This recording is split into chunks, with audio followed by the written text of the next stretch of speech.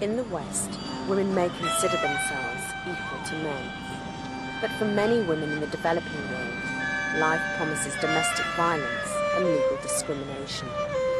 From Africa to Asia, women are suffering harrowing human rights abuses just because they're women. The cause, tradition, religion, or just plain old prejudice.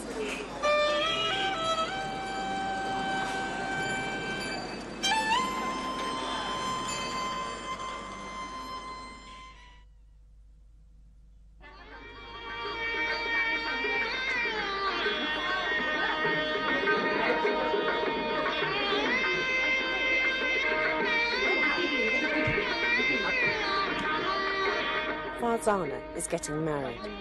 For any woman in Bangladesh, it's the day of her life. The event her family's been preparing her for since birth. She's the perfect bride, weak, fragile, and utterly helpless. She mustn't talk or even feed herself. She has to appear totally dependent. All her life she's belonged to her father, but from this day on, she's no longer a member of her own family. Now she belongs to her husband-to-be, a man she met just 2 days before.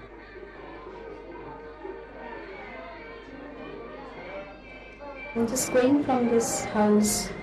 Marriage means I'm finishing in life and I'm starting a new life. I used to stay with my parents all these years, but now I have to stay with my husband. The golden bracelet symbolizes what they call her bondage of love.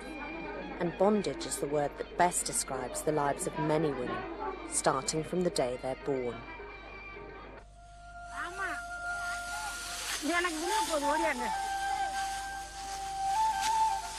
As more men migrate to cities in search of work, rural women work harder. They're often exploited until they have nothing left to give. The huge gap between male and female earnings continues to exist across the globe, most starkly in the third world. And faced with no prospects, countless young girls find themselves caught up in the sex trade. Prostitution and trafficking women is now the third most lucrative trade in the world, behind drug smuggling and arms sales.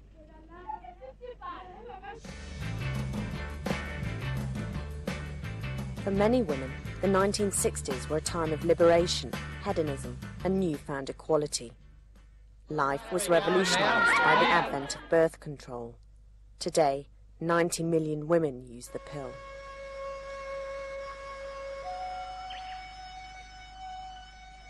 Yet the safe, low-dose version of the pill has only recently become available, even in first world countries like Japan. Every one of these statues represents a life lost. In temples across Japan stand tens of thousands of replicas of Jidot-sama, the guardian of dead children. Women buy them to placate the spirits of their fetus after they've undergone an abortion. Incredibly, many people here still believe that giving women the pill will make them more promiscuous.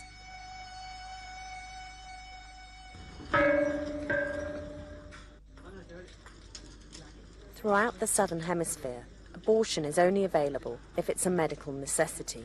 A woman has little right to choose. Most third world women still go through with unwanted pregnancies and suffer the consequences later, confined to a life of almost incessant childbirth, especially if they're unlucky enough not to be blessed with a son. The Nurul family in Bangladesh has a new baby girl. She's called Happy. I like the sound of it, and I want her to have a happy life. And why do they cover her with makeup? It's good to put makeup on girls, so they'll look beautiful, and so people will love them.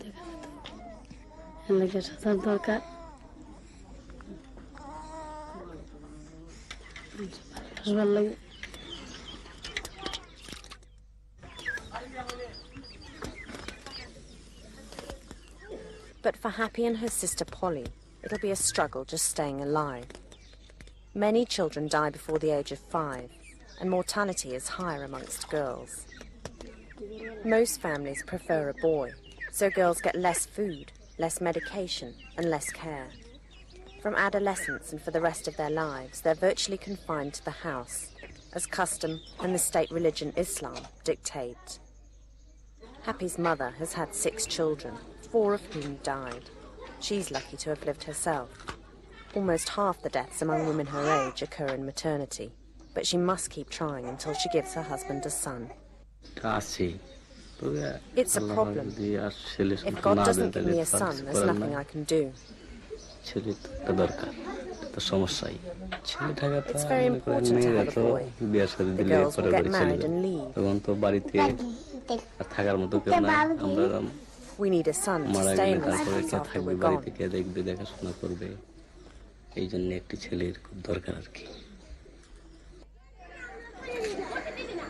The village's conservative customs will rule every aspect of each girl's life. They'll marry on average at the age of 11.5 and bear children in their early teens. Bangladesh's constitution forbids discrimination against women, but in practice they're forced into marriage and shunned by the legal system if they're raped or abused.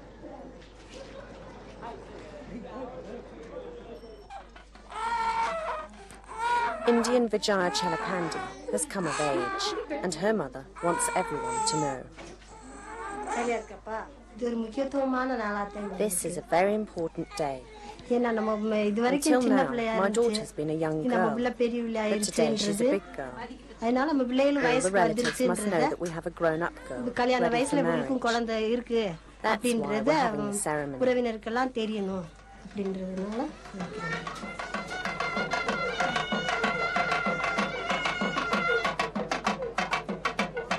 Raising a daughter in India is an expensive business. This puberty ceremony is just one of the many costly rituals punctuating a girl's path to marriage. But the real killer, quite literally, is the dowry. Although illegal, it's still demanded, and for the bride's parents, it often represents their entire life savings. It's little wonder then that one daughter is considered a burden, and 2, an economic impossibility.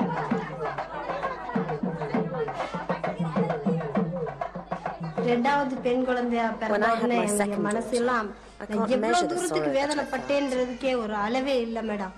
How was I going to bring them up? The neighbours were saying we should kill them off.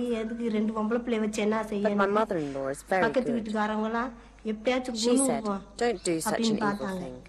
There'll be some way for them to grow up.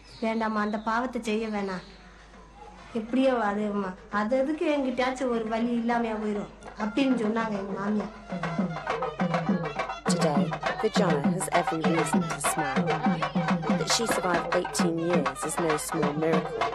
She is, after all, the second daughter, the one the locals call the girl born for the burial pit.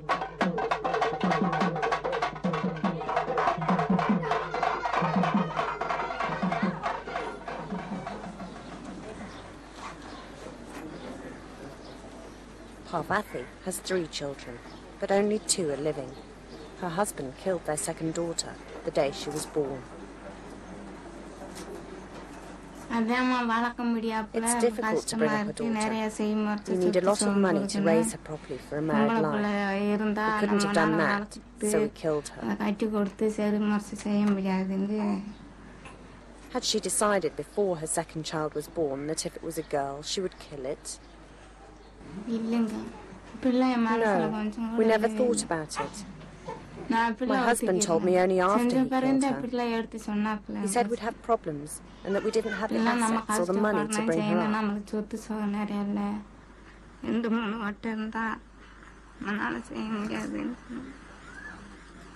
Let me make it very clear, there is no justification for this phenomenon of killing infants. It is a gruesome and a brutal murder. The point is that such a thing is very unnatural, and it would not happen unless there were severe compulsions and great desperation. Such is that desperation that Indian women themselves have been known to murder their baby daughters.